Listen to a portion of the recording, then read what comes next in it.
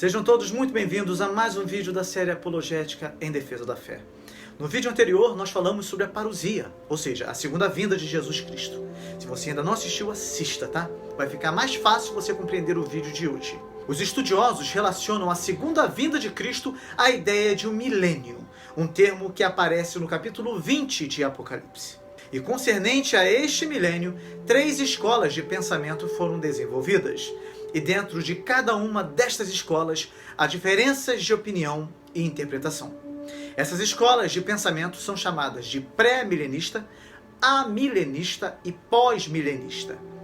Pode parecer confuso, e é, mas eu vou descomplicar esse assunto, tá bom?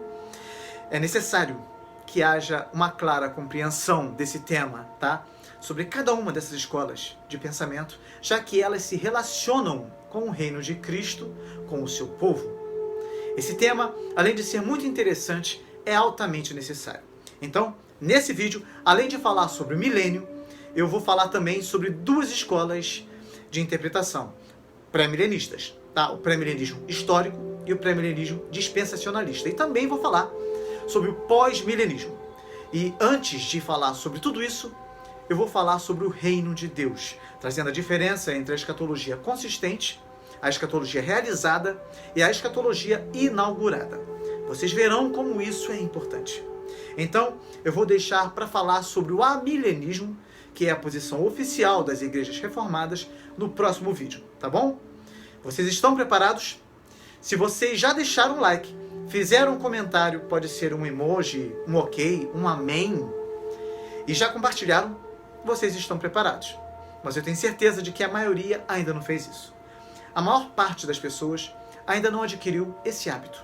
Mas isso é muito importante, é necessário mesmo para que o vídeo alcance mais pessoas. O conhecimento bíblico e histórico é capaz de mudar completamente a vida das pessoas. Então, eu conto com a colaboração de vocês para levar esse conteúdo adiante. Faça isso, tá bom? Faça isso agora, por favor. Até porque isso não vai te custar nada, mas fará uma grande diferença, tá? Precisamos definir bem o que é o reino de Deus antes de falar sobre o milênio, porque o milênio trata do reinado de Cristo por 1000 anos.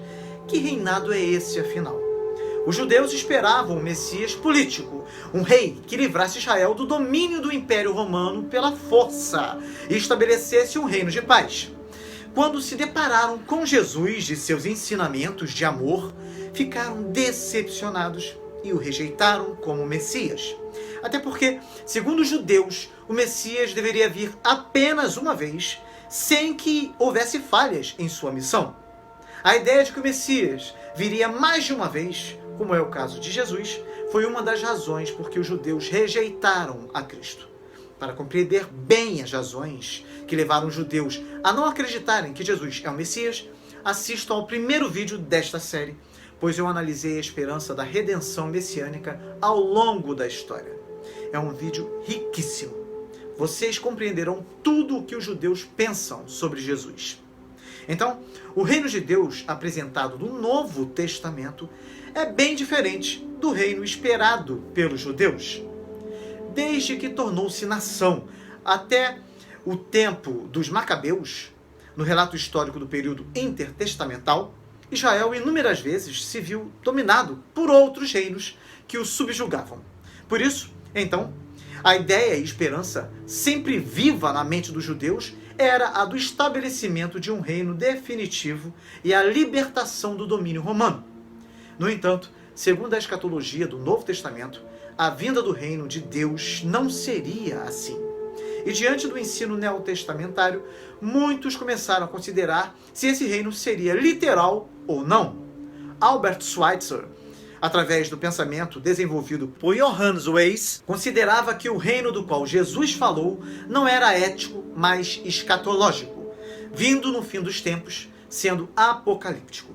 Nesse sentido, a chegada do reino de Deus seria um clímax dramático, com distúrbios cósmicos, refutando assim os conceitos anteriores e não escatológicos dos teólogos liberais.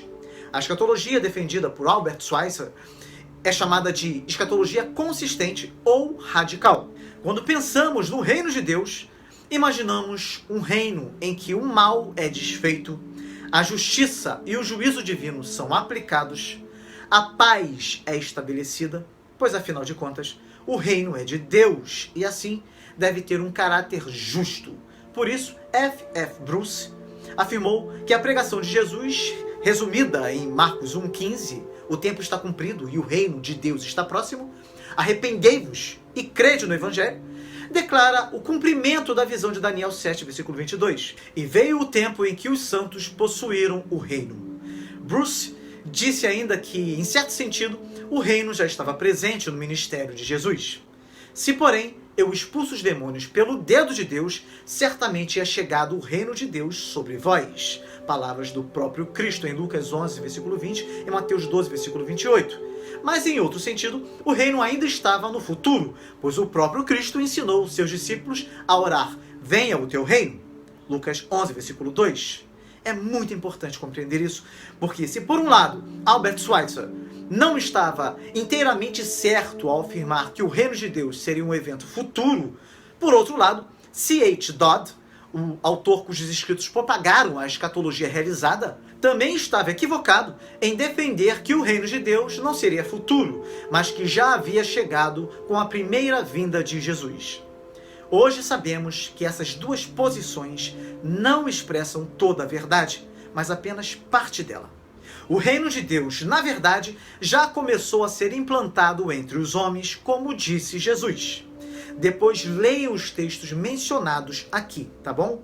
Isso vai ficar bastante claro. No entanto, apesar de já ter sido implantado entre os homens, esse enfoque é apenas sob um ponto de vista, porque, como parte da escatologia, era tão somente o início da implantação do reino de Deus entre os homens, o qual deveria começar dentro de cada pessoa, de maneira individual, para mais tarde, ser implantado de forma literal e visível no meio de todos os homens na Terra. A leitura destes textos vai facilitar muito a sua compreensão, tá? Leiam, não deixem de ler. Então, diferente da escatologia consistente ou radical de Albert Schweitzer e da escatologia realizada de C.H. Dodd, a escatologia bíblica seria, de acordo com George E. Ladd, uma escatologia inaugurada, em que os últimos dias começaram com a encarnação de Jesus e terão um fim no início do estado eterno, futuro. Então, podemos resumir o conceito de reino de Deus dizendo, antes de qualquer coisa, aquilo que ele não é. Pois, infelizmente, há muitas ideias erradas sobre o reino que deturpam as glórias do reino eterno de Deus. O reino não é como as bobagens cartunistas que mostram o céu como uma nuvem branca sobre a qual nos sentamos, vestindo fraldas e tocando harpas. O reino também não é o sonho ingênuo do liberalismo, no qual, com o aumento da educação e o passar do tempo, o pecado e seus efeitos serão tão erradicados da terra que a utopia alvorecerá. O reino não é o sonho enganador da espiritualidade sem Cristo, onde todos aprendem a nutrir a centelha da divindade dentro de si e a manter o seu verdadeiro eu bom em harmonia. O reino não é o sonho político de que, se nós simplesmente colocarmos os líderes da direita no poder e derrotar todos os bandidos, a boa vontade governará a terra. Não!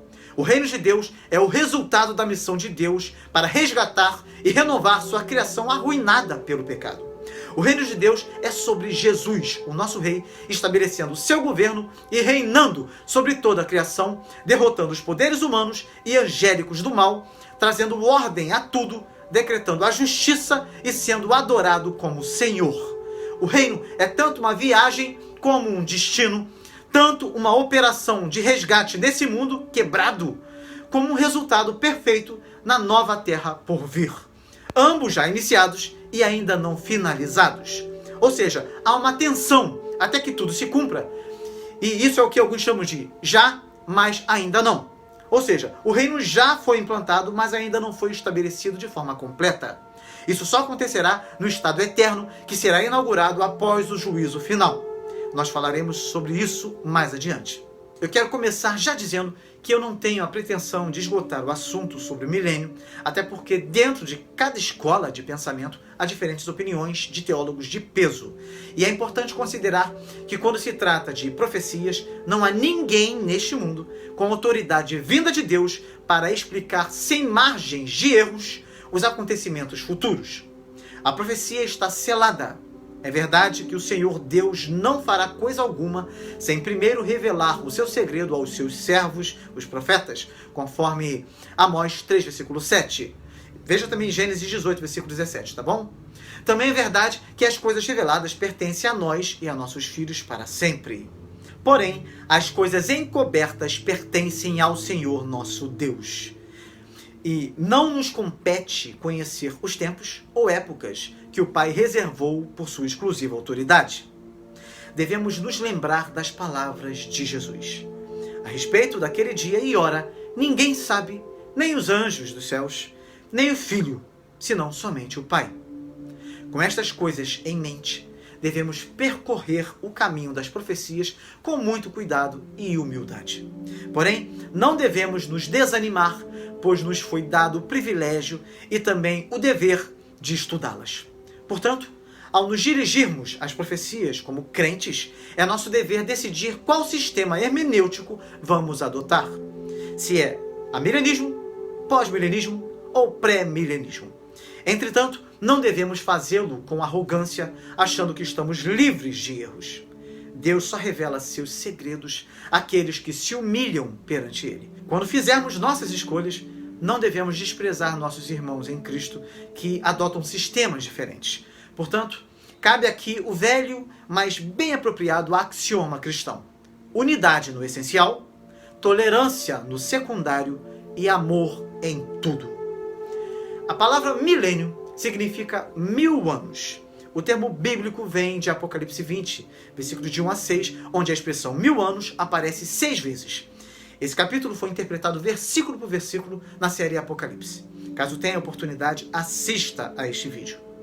Basicamente, como eu já falei no início, existem 3 escolas escatológicas sobre o milênio. O pré-milenismo, que defende a ideia de que haverá um milênio no futuro e que Jesus voltará antes deste milênio. O pós-milenismo, e conforme o nome diz, defende a teoria de que Jesus voltará após o milênio. E o amilenismo, que não crê que a Bíblia autorize a expectativa de um milênio literal e que esse período de 1000 anos tem um sentido figurado. Cada uma dessas escolas faz a sua própria leitura sobre o tema.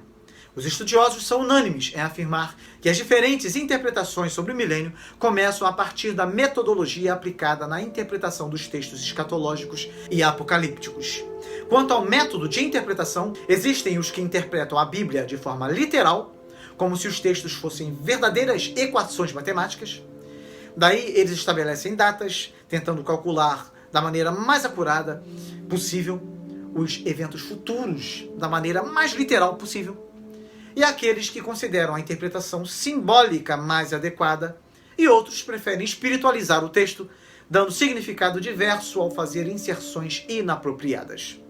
Outros, os adeptos da escatologia realizada, consideram que a narrativa do livro de Apocalipse refere-se apenas ao momento histórico da época de João. Estes estudiosos são chamados de preteristas.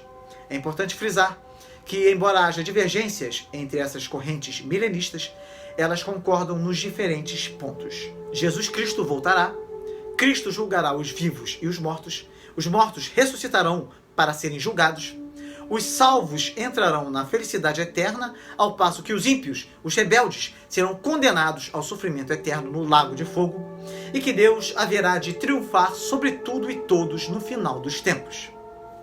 A ênfase básica do pré-milenismo é a ideia de que a segunda vinda de Jesus ocorrerá antes do milênio, como eu já falei. O pré-milenismo subdivide-se em pré-milenismo histórico ou clássico e pré-milenismo dispensacionalista ou pré-tribulacionista.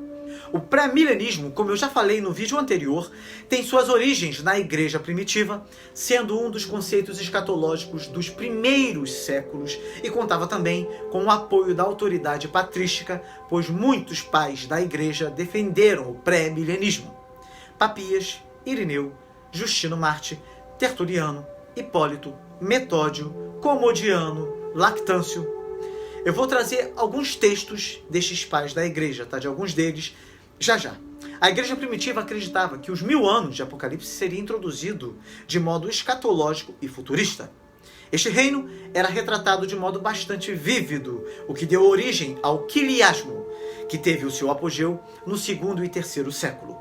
O quiliasmo, derivado do termo grego quilias, que significa 1000, 1 milhar, é uma doutrina intensamente imaginativa sobre o milênio. O quiliasmo foi bastante popular durante o período de perseguição da igreja, quando parecia improvável que a igreja fosse bem-sucedida no seu esforço de ganhar o mundo para Cristo mediante a pregação do Evangelho. Se a igreja deveria ser vitoriosa, teria que ocorrer alguma reviravolta dramática, cataclísmica e sobrenatural do curso dos eventos. De acordo com o pré-milenismo histórico, o vindouro advento de Cristo ao mundo está próximo e será visível, pessoal e glorioso. Contudo, será precedido por certos acontecimentos, tais como a evangelização de todas as nações, como eu já falei no vídeo passado, a conversão de Israel, a grande apostasia e a grande tribulação e a revelação do homem do pecado. Ou seja, a situação do mundo piora cada vez mais, visto que a igreja terá que passar pela grande tribulação. Após esse tempo de tribulação, no fim da era da igreja, Cristo voltará à terra para estabelecer o reino milenar, um reino tipicamente eclesiástico, através do qual reinarão todos os salvos de todas as eras. Esta é a chamada Igreja Universal, composta tanto de judeus como de gentios.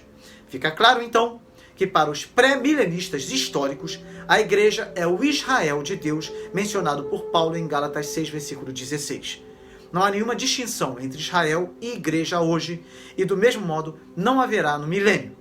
Para chegar a essa conclusão, fazem uso do mesmo princípio de interpretação utilizado pelos amilenistas em relação às profecias do Antigo Testamento, não as considerando tão predominantemente literais, e por isso eles dizem que algumas profecias relacionadas a Israel são aplicadas à igreja neotestamentária.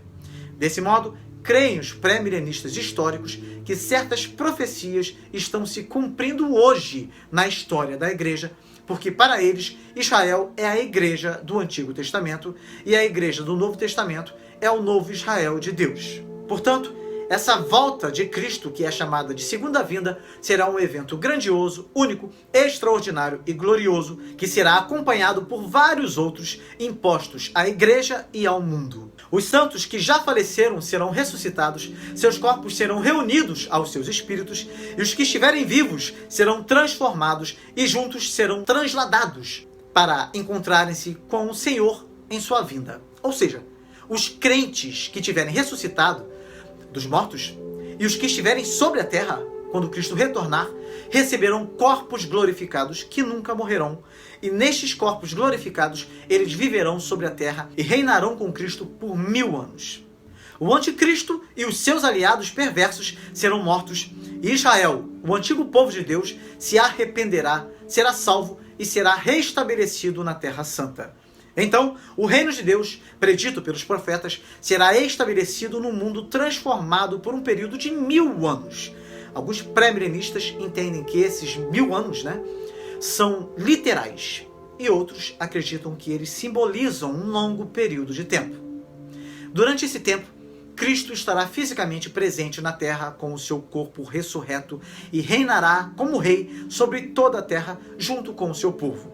Os descrentes que permanecerem sobre a terra, muitos, mas não todos, se voltarão para Cristo e serão salvos. Jesus reinará com justiça perfeita e haverá paz por toda a terra. Durante esse tempo, Satanás será preso e lançado no abismo, de modo que não terá influência sobre a terra durante o milênio. No final dos 1000 anos, Satanás será solto do abismo e juntará forças com muitos descrentes que haviam se submetido exteriormente ao reino de Cristo, mas que interiormente se mantiveram em rebelião ardente contra Cristo. Satanás juntará esses rebeldes para batalhar contra Cristo, mas serão todos derrotados de maneira decisiva. Cristo então ressuscitará dos mortos todos os descrentes que morreram durante toda a história, e eles se apresentarão perante ele para o julgamento final. Após o julgamento final ter ocorrido, haverá a criação de novos céus e nova terra, local em que os crentes entrarão no estado eterno. Esta visão pré-milenista histórica, em seus contornos gerais, é típica dos demais conceitos escatológicos dos primeiros séculos cristãos, ainda que possa diferir em alguns detalhes. Em relação ao pré-milenismo dos pais da igreja, eu citarei alguns textos que podem ser encontrados no capítulo 9 do livro Os Planos Proféticos de Cristo, de John MacArthur e Richard Mayhill. Um dos primeiros e mais importantes pré-milenistas na igreja primitiva foi Papias, bispo de Hierápolis, cerca do ano 60 a 135 d.C. Embora os escritos de Papias tenham sido perdidos, alguns de seus ensinamentos sobreviveram nos escritos de Irineu, por exemplo, cerca do ano 130 a 202, e Eusébio, cerca de 263 a 339. Em uma passagem prolongada, Irineu articula a posição escatológica de Papias.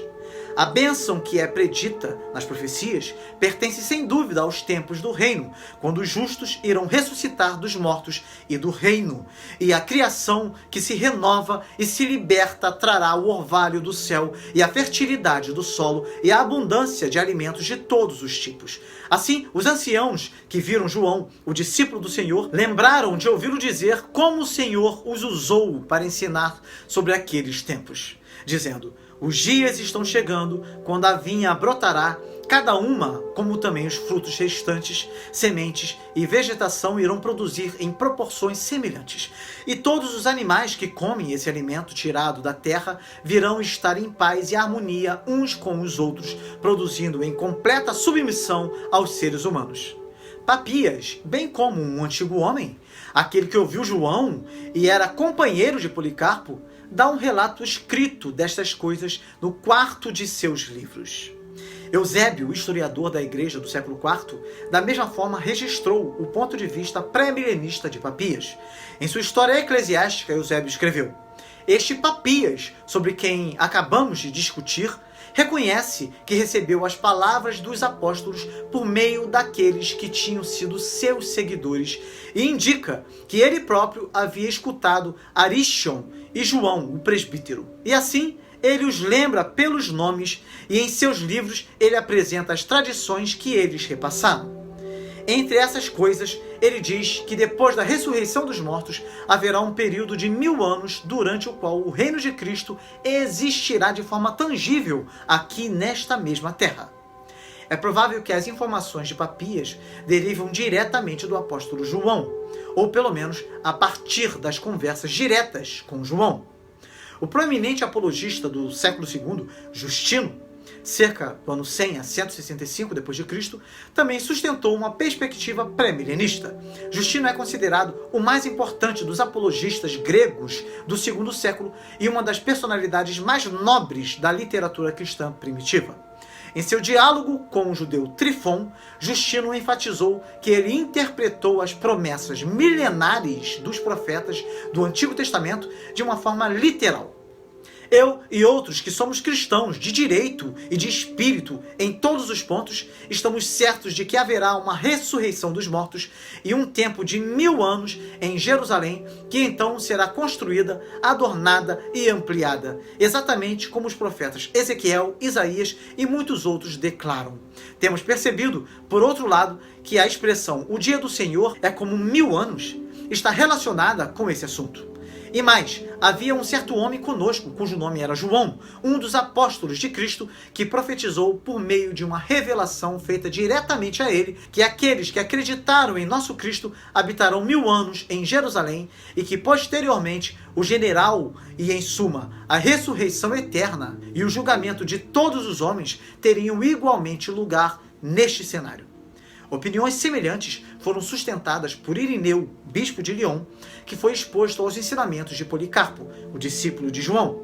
Ele disse: mas quando o anticristo devastar todas as coisas neste mundo, ele reinará por 3 anos e 6 meses, sentará no templo de Jerusalém, e então o Senhor virá do céu, nas nuvens, na glória do Pai, lançando este homem e os que o seguem para o lago de fogo, mas trazendo para os justos os tempos do reino, isso é, o descanso, o sagrado 7º dia, e restaurar a Abraão a herança prometida, o reino sobre o qual o Senhor declarou: muitos vindo do leste e do oeste sentarão com Abraão, Isaque e Jacó. Outro pré-milenista dentro dos pais da igreja é o famoso pai da teologia latina, Tertuliano, que viveu cerca de 160 a 220. Uma das declarações mais claras de Tertuliano sobre a escatologia pré-milenista é encontrada em seu tratado denunciando o herege Marcion.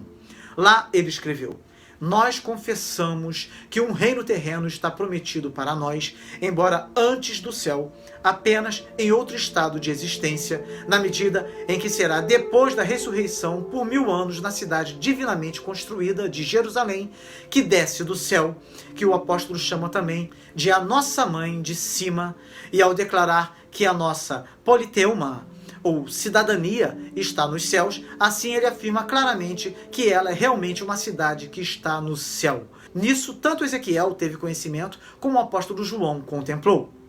Lactâncio, cerca de 240 a 320, escreveu: portanto, a paz sendo feita e todo o mal reprimido, o justo rei e conquistador irá instituir um grande julgamento sobre a terra com respeito aos vivos e aos mortos, e vai entregar todas as nações em sujeição aos justos que estiverem vivos, e vai elevar os justos mortos para a vida eterna, e ele mesmo vai reinar com eles na terra, e vai construir a cidade santa, e esse reino dos justos será por 1000 anos. Embora esse seja apenas um breve levantamento de alguns dos pais da igreja pré-milenistas, isso é suficiente para estabelecer o argumento que a escatologia pré-milenista prosperou nas primeiras gerações da igreja primitiva. Esses pais da igreja estavam convencidos de que Cristo voltaria à terra vitoriosamente e estabeleceria o seu reino em Jerusalém durante 1000 anos. Em relação ao pré-milenismo dispensacionalista ou pré-tribulacionista, conforme o nome já diz, Cristo retornará não somente antes do milênio, mas também antes da grande tribulação. Essa posição é similar à posição do pré-milenismo histórico mencionado anteriormente e goza a maior popularidade hoje em dia, mas com algumas diferenças, e entre elas, uma diferença muito importante é que ela acrescenta outro retorno de Cristo antes do seu retorno para reinar na terra no milênio. Esse retorno seria secreto para retirar os crentes desse mundo. É importante que se diga que essa nova forma de pré-milenismo ganhou ampla popularidade nos séculos 19 e 20, particularmente no Reino Unido e nos Estados Unidos, sob a influência de Darby, Kelly, Trotter e seus seguidores. Essa linha doutrinária afirma que a segunda vinda de Cristo será um acontecimento no mundo físico envolvendo o arrebatamento e um período de 7 anos de tribulação, após o qual ocorrerá a batalha do Armagedon e o estabelecimento do reino de Deus na terra. Essa doutrina afirma 2 vindas futuras de Cristo, embora afirme que ambas fazem parte do mesmo evento, ou seja, da segunda vinda. Tá? Meio confuso, né? Pois é. No entanto, essas 2 vindas acontecem separadamente por um período de 7 anos, e cada uma com um propósito diferente. A primeira é a parousia, a vinda, também chamada de vinda para os seus santos. Ela se manifesta através do arrebatamento dos santos e é descrito muitas vezes como um arrebatamento secreto. E esta vinda pode acontecer a qualquer momento, sendo um evento iminente, pois não há eventos anteriores que devam precedê-lo. E os que creem nesse tipo de arrebatamento, em sua maioria, afirmam que Cristo não descerá à terra nessa ocasião. Ou seja, ele permanecerá nos céus. Os santos ressuscitarão, os ímpios não, isso é importante frisar. Os santos vivos serão transfigurados e juntos se encontrarão com o Senhor nos ares. Após essa vinda secreta, haverá um período de 7 anos, e nesse tempo o mundo será evangelizado. Isso ocasionará a conversão de Israel. E assim todo Israel será salvo, como está escrito: de Sião virá o libertador e desviará de Jacó as impiedades, conforme Romanos 11, versículo 26. É neste período de 7 anos que ocorrerá a grande tribulação descrita em Mateus 24, versículo 21 a 22, que diz assim: porque haverá então grande aflição, como nunca houve desde o princípio do mundo até agora, nem tampouco há de haver. E se aqueles dias não fossem abreviados, nenhuma carne se salvaria, mas por causa dos escolhidos serão abreviados aqueles dias. O anticristo, também denominado de o homem do pecado, será revelado. E então será revelado o iníquo, a quem o Senhor desfará pelo assopro da sua boca e aniquilará pelo esplendor da sua vinda. Até aqui está claro? Para os dispensacionalistas, esta é a primeira parte da segunda vinda. Como eu já disse, eles dividem a segunda vinda de Cristo em dois eventos separados e distintos. A segunda parte é uma outra vinda de Jesus e, nesta ocasião, ele voltará com os seus santos. O texto usado para defender essa posição é o de 1 Tessalonicenses 3, versículo 13. Para confirmar os vossos corações, para que sejais irrepreensíveis em santidade diante de nosso Deus e Pai, na vinda de nosso Senhor Jesus Cristo, com todos os seus santos. Eles chamam esse evento de revelação ou dia do Senhor, e nesse dia o Senhor descerá à terra. Essa vinda, contudo, não será iminente, pois será precedida por diversos eventos preditos que acontecerão no período dos 7 anos. Ou seja, a sua vinda não pegará os novos convertidos de surpresa, pois todos saberão que ele voltará após os 7 anos. Nessa vinda, o Senhor julgará as nações existentes e dará início ao seu reino milenar aqui na terra. Ou seja, são duas vindas, uma iminente e repentina, a outra após um período de 7 anos. Uma é seguida pela glorificação dos santos, a outra pelo julgamento das nações e pelo estabelecimento do reino milenar.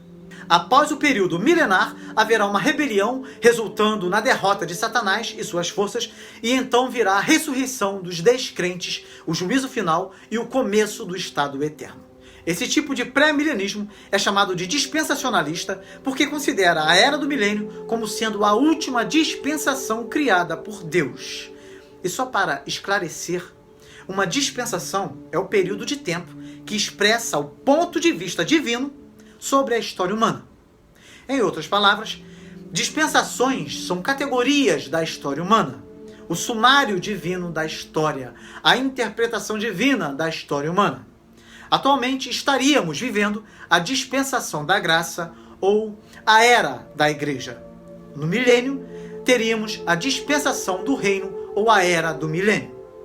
Outra característica importante do pré-milenismo dispensacionalista é a nítida distinção feita entre Israel e igreja. Isso é muito importante que você compreenda, pois a igreja é retirada do mundo antes da ampla conversão do povo judeu, que, portanto, permanece como um grupo separado da igreja.